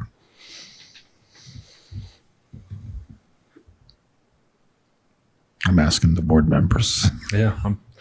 Well, my feeling is that this is really where to me, more so than the visual impacts, these physical impacts coming into our waters is where I think as a board we do have much more sort of ownership over the project and how we want to define the relationship with the developer. But I think that some of the comments that Mr. Kaiser made there and any of the CONCOM comments, particularly in the environmental impact statement, those comments I think would be really important. Some of these are sort of newer things that I've heard, but I think this is where we have to work with the developer, but maybe be a little bit more demanding as it goes well beyond visual impact. And I think, again, it's like many environmental issues where there isn't this clear answer, for the greater good. There's localized impact, and I think that's what we really have to capture in any sort of community benefit agreement, community development fund, whatever it is. We have to find a way to mitigate those issues. So, Lauren, this use of municipal waters, is this something new that we've heard about? This is new, and I believe we have just a beginning correspondence with town council, and we're trying to figure that out at the moment. But does this need to, you mentioned a comment period. Does the comment period cover this new information? The Nantucket, the eastern Muskegon route was included in the draft environmental impact statement, so it would be relevant to the comments we. So I'm just trying to understand. We just found this out, but we've had some time to make comments. So I'm just trying to understand how rigorous the process was of knowing all the implications of things, so we can make appropriate comments. We have representatives from Vineyard Wind in the audience. I would almost appreciate to hear their. Well, I'm just from a town's perspective. How are we guarding? How are we guarding about the guard? How are we? I think the Conservation Commission is really at the moment dealing. This is really when they had to go to Conservation Commission is when these issues started to come up. So I believe the Conservation Commission are, to a certain extent, are sort of the gatekeepers. But I think, again, once they're in municipal waters, and that's what town council is looking at, once they're in municipal waters, then that's CONCOM, but also our board as well. But so I just want to make sure this comment period, which ends Friday, wasn't supposed to include the board's position on whether we want this in municipal waters or not. It could include it, but I think we were, and I don't want to speak for the company, but I think this was kind of the plan B route all along. I believe if this was the preferred route, we would have had this dialogue much earlier than this. But and now has it become the preferred route? I don't know. Maybe they you could answer speak that to question. that. Is that all right, Jason? Sure. Yeah. And just specifically about this Nantucket waters and where you are, and I'm just, as you heard, my concern about this, our ability to make comments on something that just sounds like it's just new information. Yeah. So Nate Mayo, Vineyard Wind, I've met with you before. Also, Rachel Pachter, our VP of Permitting, is here. So we were here with Conservation Commission today, and I kind of stumbled in on this meeting, and so but we're glad that the discussion is going on. I think Rachel might be able to speak a little bit more specifically to the jurisdictional elements. Sure. And I do apologize. I will have to catch the boat. But so let's see. We filed the initial permits in December of 2017. I think we've been before the board a number of times along the way. We actually originally looked at these two routes that go through Muskegon. We also did look, I think, at the request of the town to potentially bring a cable to Nantucket. I think this wasn't the right project and the right time. Hopefully in a future project, that will be the right time. But yeah, I think it's, this has been through, particularly, I think these aspects of the project have been reviewed through the state. So the MEPA process has had these cable routes ongoing again since December 2017 when we first filed them. I think, I hope that we've been forthcoming about that. We haven't tried to hide it in any way. They've been in all the filings. But we don't. I don't read the filing, so I've Yeah. Rachel, is it the preferred route at this point? The Nantucket, the eastern Muskegon route? We're still doing the final engineering on it, but obviously it's really important that we get the cable installation right through Muskeget. And obviously that's an area that has some physical challenges. So we want to make sure that we have some optionality. And what are some of the mitigation efforts that you'll make for the wildlife that is there? First and foremost, avoid and minimize, right? So that's the big piece, is that we just, in finding the routes themselves, we found the minimum impacts to that area. Then we use very detailed engineering to avoid any of the hard bottom. So particularly what Mr. Kaiser was talking about, where there's some hard bottom in that area, our interests are aligned. So we're trying to sort of inch by inch is a little bit too exaggerated, but we have survey data of the entire area. So our engineers are going detailed through there to try to avoid all of that. And that's in our interest too. We want to get the cable buried. We don't want hard bottom. That's important. That's the habitat that's of concern, but it's also in our interest to stay in the softer bottom. That's much, easily recovered from these. So there's a number of cables, as you guys know, through there. There's post-construction studies from most recently the hybrid cable that went to Nantucket to Martha's Vineyard. And so the recovery in these sandy areas is very quick, but we do have a benthic habitat monitoring plan that will monitor these locations after construction and before. So we have a good sense of what's there. We'll be able to watch what's after there. And then those results, who monitors what you're monitoring? Is that federal? Is that sent to our Conservation Commission? It can be sent to the Conservation Commission if they request it. We'd be happy to. We have made all of our data available and public. It's been in the filings. And we're happy to make it available to you guys. I guess when I hear things like it's in the filings, that doesn't sound like a collaborative effort between us. So I could be totally wrong, but what I'm looking for is, because right now I don't want it in Nantucket waters. Knowing what I know now, I don't think, but that which is not a good conclusion to come to, because when I hear we've got to make these comments and we should have known about this. We told you it was filed in 2017. I just don't like hearing those kinds of things. That's not a collaborative relationship that I think we're looking for. So that's just a comment. It's not a question. Can I just clarify something? This whole Nantucket Municipal Waters started when we got a letter from Eileen Feeney. She's a fisheries habitat specialist from the state. And they sent, it's like a 3-page deal here. They sent it to the Concom. And that's the first time that we ever really heard the state reference that something's going to happen in Nantucket Municipal Waters. When was that? I think it was like last week. I got this from Jeff. So, but we were always told, well, the state's in control. We tried to do so many things around here to protect some of the habitat, the spawning events. And basically we just, this is what we got so far. But in talking with these people, it goes under the Wetlands Protection Act, State Wetlands Protection Act. It's under land under the water. Mm-hmm.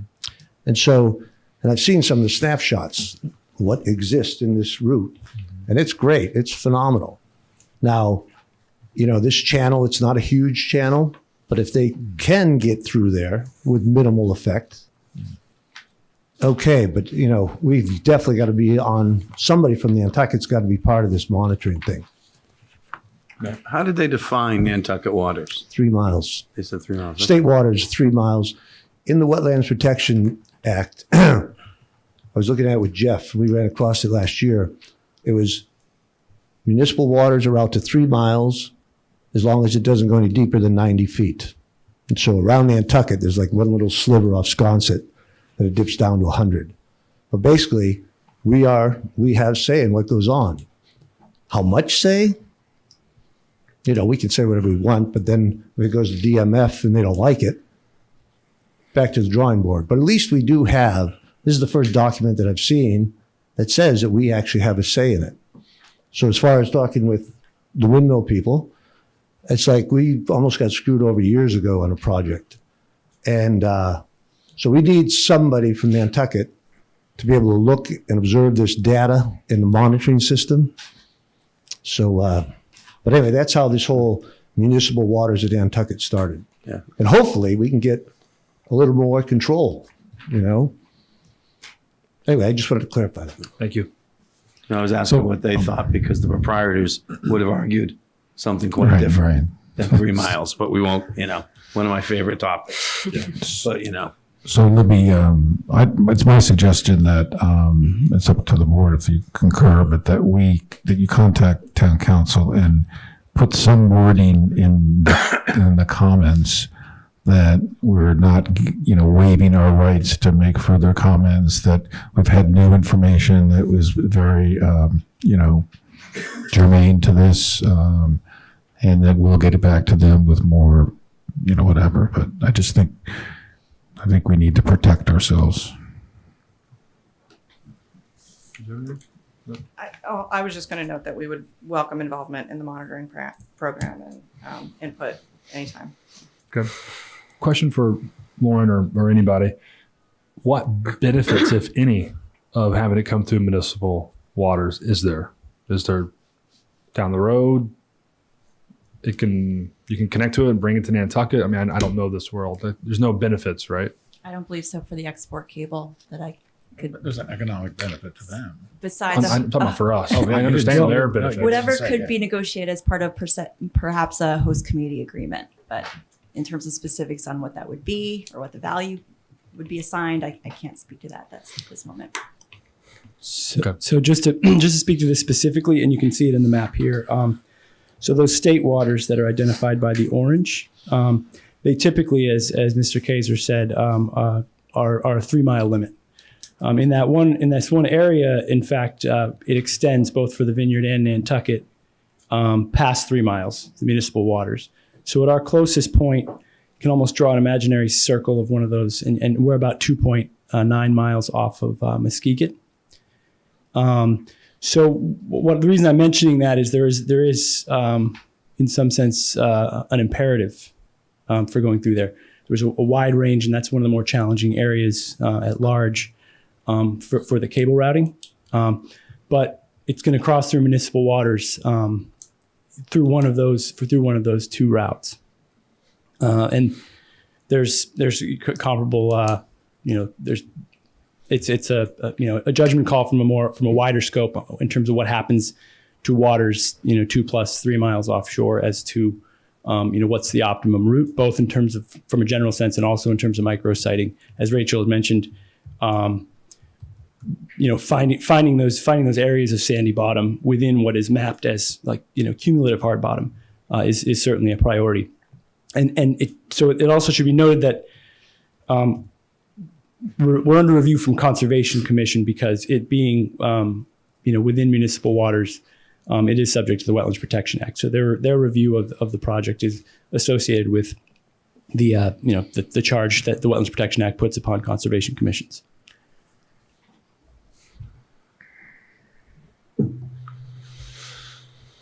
Any other comments? Rita, Lauren? Just a question, Lauren. Do you think that we would have further comments then in relation to that route to add at a later date? Possibly at a later date, but maybe as early as tomorrow if Pete and I can connect. Or, I'll hear what he has to say. But I think we do have a window of time to submit comments as part of the CONCOM process, if I'm not mistaken, before they issue an approval or even afterwards. I think there's a 21-day window for comments. Okay. So that's where your comments and what Jim was suggesting, getting town council to weigh in, which I think our town manager said was already in the process. Yeah. Okay. Anything else from this board? Matt, you good? And I just want to say, thank you to the board, and we look forward to our first official work group meeting with Vineyard Wind tomorrow morning. So we'll discuss some of these issues and others, and look forward to regularly reporting back to the board on progress. Okay. Thank you, Lauren. Thank you. Thanks. Okay, I think we're on to committee reports. Anything? Affordable Housing Trust met, and we are working through the first step in our strategic plan, which is the operational assessment and then making changes. And to be honest, it feels like we're making a lot of headway. And one of the first things we're looking at as well is coming up with a process for how to review each. We get quite a few pieces of property that come up in front of us regularly. So how do we look at that within the context of the big picture? How do we compare it to other properties that are coming up in front of us? So really focusing on operations, looking to probably bring in some outside help to define some of the additional programs that we would like to have as well, because we'd like to fast track those.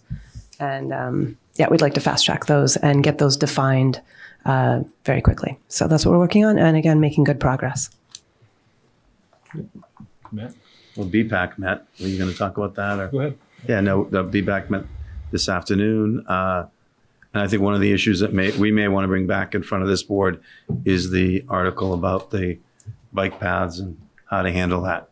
FinCom signage and bike paths, et cetera. It's on our, it's our part of our strategic plan is to have alternatives, and making the bike path safer, et cetera, is one of our considerations. So I would hope that we can find a way to support that prior to town meeting myself. I believe we can talk about that next week with the agenda item for the. On the 6th. Yeah, that'd sorry, be great. Sorry, the 6th. So. I meant to bring this up last week and I forgot. This is just a random comment. I was driving down Washington Street towards town, almost to 37 Washington Street, and I saw somebody stop their truck coming in my direction, get out of the truck and then walk backward. And so I'm driving up, just curious what's happening.